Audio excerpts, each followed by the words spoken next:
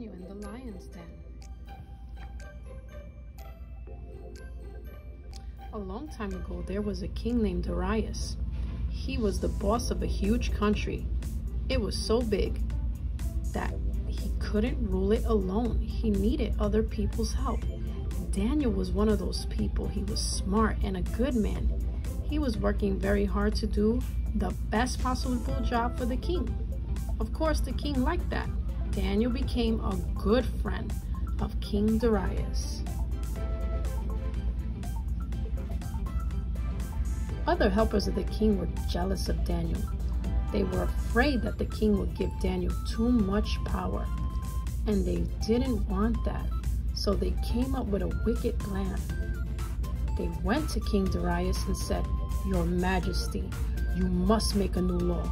A law that says that the people of the country may no longer pray to God, because the most important man, King Darius, is you, not God." King Darius thought they must be right, and so the law was made. What a terrible law. Only God should be praised and worshipped. Look at Daniel praying to God. He was so faithful to the Lord. Daniel prayed to God every day, even if there was a law that forbade it. Daniel remained loyal to God, and that's exactly what the other helpers of the king had expected. They took Daniel to the king and told him that Daniel didn't obey the law. The king had to punish Daniel. Daniel was thrown into a lion's den. The king was very sorry that he had to do this, but the law was the law. And in went Daniel. Wow. The following day, King Darius went to the den where Daniel sat. He cautiously moved forward and looked over the edge.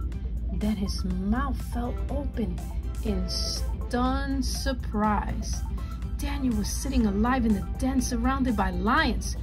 "What happened?" the king asked Daniel. "God has protected me," said Daniel. "He sent an angel. He closed the mouth of the lions. They didn't hurt me because God knows that I would do him no harm, nor would I harm you."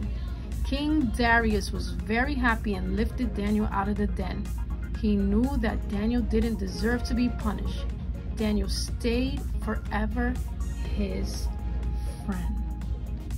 Wow, our God is faithful. Remember, kids, God has a great plan for you and I.